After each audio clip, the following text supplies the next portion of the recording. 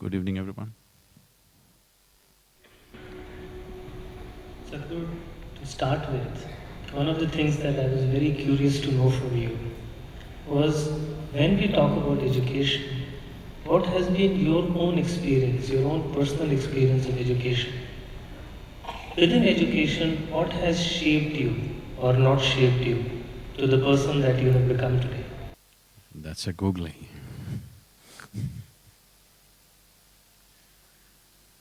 Uh, there are no children, so I think I can share.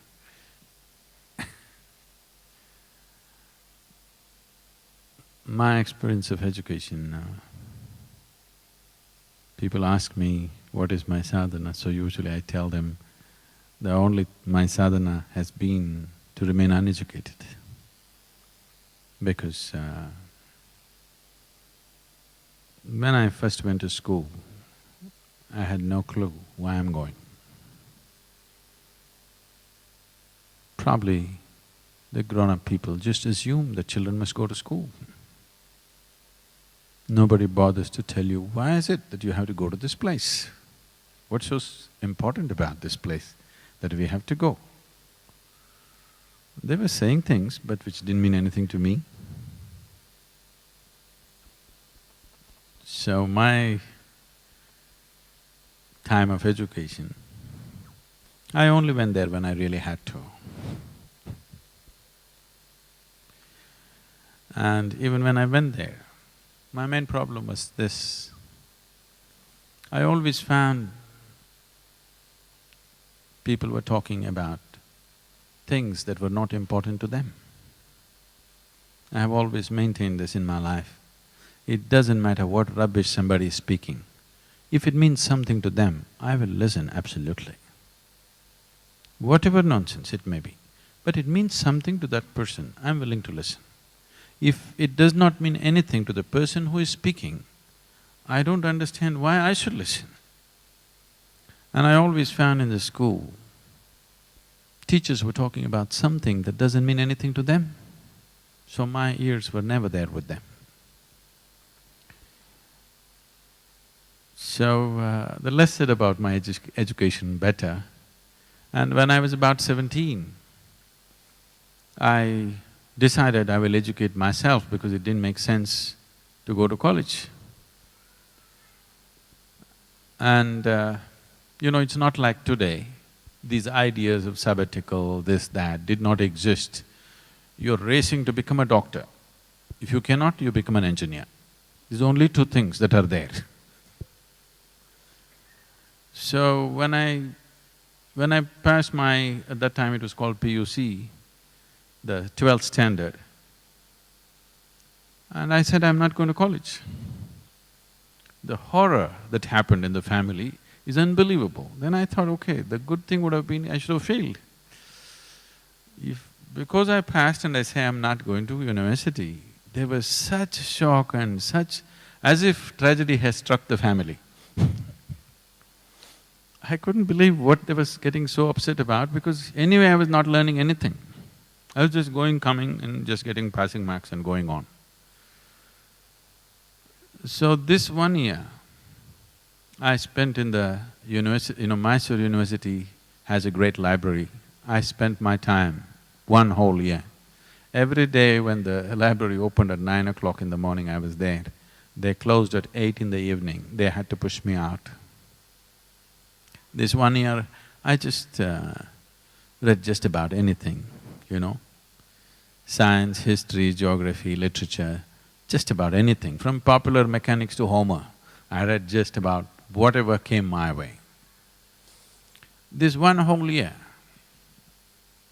because suddenly I had become kind of a enemy in the family because I have not gone to college.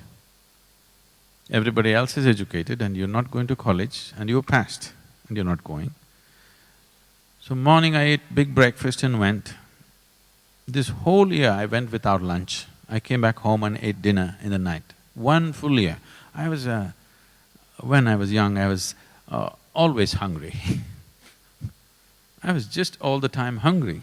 It's not easy for people to understand what it took for me to sit there without eating for 1 year and just reading whatever I feel like. So I thought I'll educate myself.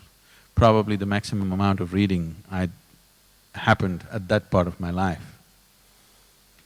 Why I'm saying this is,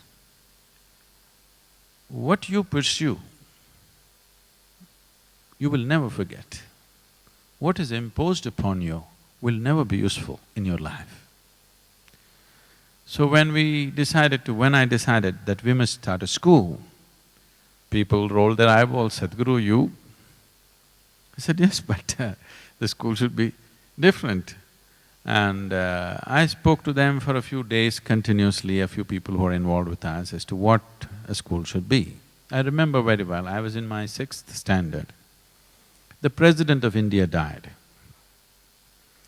And we went to school and they declared a holiday. That's a good thing, you know. If it happened when you're at home, it's different. But you went to school and then you found out there's no school today, and 2 days, no school. So we sat outside and we were discussing, and we just thought, if the Prime Minister goes, what'll happen? The Chief Minister goes, what'll happen? We literally killed the whole cabinet. How many days will we get this year? So why is school such a horrible place to go to? Something is wrong in the way we're delivering it, because education, I mean, for what purpose we're educating people also we need to look at it, that's a much more profound thing. But essentially, at the delivery end, at the last part of education system, it's a very human thing. If that human thing is missing, I don't see why any child will sit there and listen to somebody who blabbers something which doesn't mean anything to them. Because parents are psyching them, unless you go to school, you won't make a living, this will happen to you, that will happen to you, if you go to school, I'll send you to America, all this kind of rubbish, not to really educate themselves. So when we started the school, when I spoke to them about how school should be, then our teachers asked Sadhguru, this is a tall vision, how do we know that we are even fulfilling it? I said, see, this is a residential school. I said, 4 months they stay with us.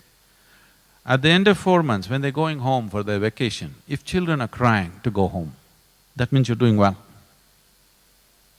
If they're crying to come back to school, that means we're not doing well.